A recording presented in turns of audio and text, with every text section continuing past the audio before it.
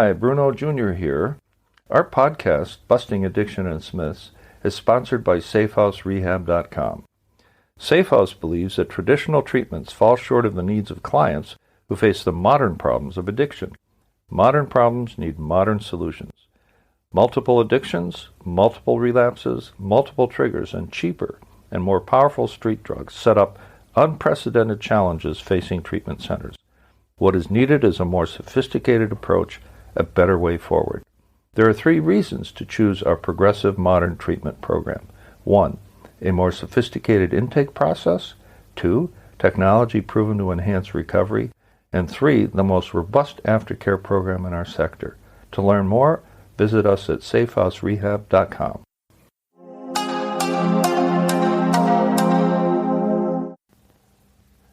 This is Season 11, Episode 6.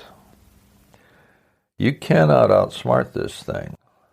I've noticed that smarter people have more difficulty recovering in the 12-step program than do other people, these other more ordinary people, if you will.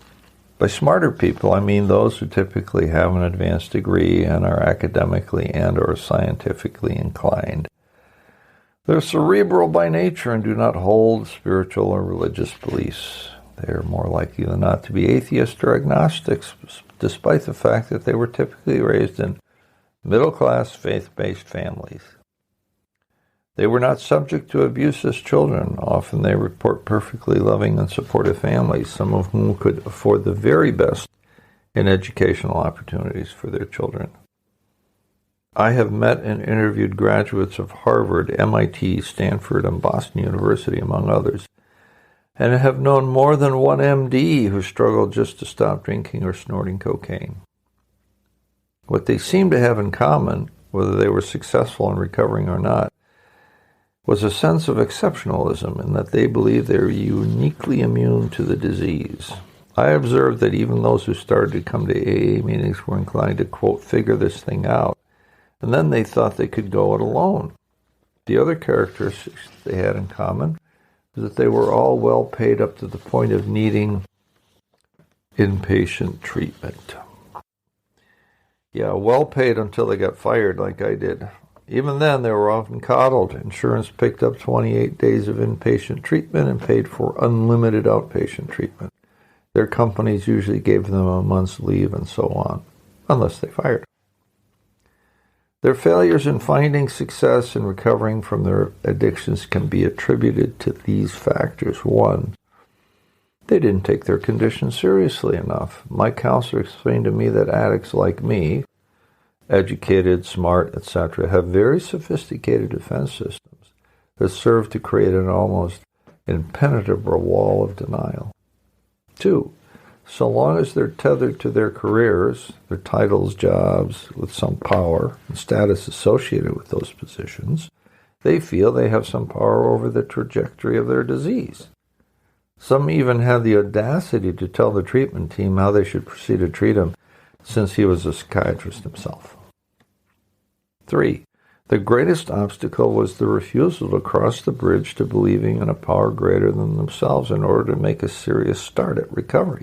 Sure, they admitted that they had trouble quitting and staying stopped, but the next step was too much for some of them. Perhaps the best way to put it is a quote from a spiritual teacher who stated, "Seek not understanding so that you shall find faith.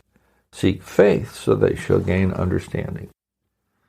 Number 4, surrender to a higher power, and surrender of one's own way of thinking is next to impossible if one is identified with one's thinking of one's so-called rational mind. Even when the addict is known to have done insane things, what can enable a change of heart? One asks. I believe one answer is the degree of desperation that one experiences and the complete willingness to start anew.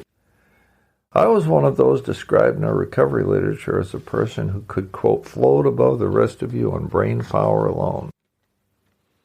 Here's a story of 2 gentlemen who tried and failed to outsmart alcoholism and addiction. They didn't know each other, but their stories are so much alike, I couldn't help but put their stories into the same frame for the purposes of illustration.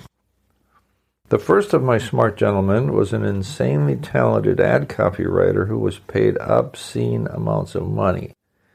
He wrote for the Lampoon in his spare time on the plane back in the day. He became a well-known director of comedy movies, and I could see his rise and then his fall to death at the age of 52. He lampooned recovery too, even though he gave it a half-hearted try. He was just too smart and talented, but the disorder is a heartless enemy and an equal opportunity predator. And it killed him. He died at the age of 52. It's about 25 or more years earlier than the average life expectancy of adults in the United States. It stole his life. The second of my super smart friends acquired a PhD in physics, his treatise being the study of topology, and that is the science of surfaces, if you can imagine. He went on to a successful career in the advertising business as a director of analytics and decided that losing his wife and being separated from his 2 children was a sign from, quote, on high that he needed to change his ways and stop getting high. He analyzed what went wrong, concluded that what his wife had been telling him all along was accurate. He had become an unstable, angry man who would rather drink than do anything with his family. He entered outpatient treatment, and even though he remained agnostic, he does attribute his change to something that was not of the rational mind, because it wasn't that his mind had really changed, he says. It was because he had a change of heart. A change of heart is such a powerful and moving idea. It means giving up contempt, resentment, stubbornness, and hardness in favor of softness, love, and forgiveness. It means giving up selfishness in favor of altruism. One starts to think about giving rather than taking. Sobriety is for everyone, smart or not, but sometimes, as I like to say to the rookies in the program, don't let your mind get in the way of the truth. What have we learned about the futility of trying to outsmart addiction or alcoholism? Well, we learned that 1, educated, smart people have more difficulty accepting that they need help overcoming addiction than do ordinary mortals like you and me. 2, according to the experts, this is a class of people who have developed a sophisticated defense system that creates a wall of denial as to the seriousness of their condition. 3, there's a certain arrogance that stands in the way of surrender of their old way of thinking. They think they can study this thing, understand this thing, and then defeat it on their own. 4, the turning point for many of these people has not yet been reached. They must make the journey from the head to the heart in order for the internal changes to begin. 5, one does not have to be religious and, quote, God-fearing to accept the idea of a power greater than oneself. All it takes is the willingness to surrender one's old way of thinking and accept that, quote, I am powerless over alcohol or drugs on my own.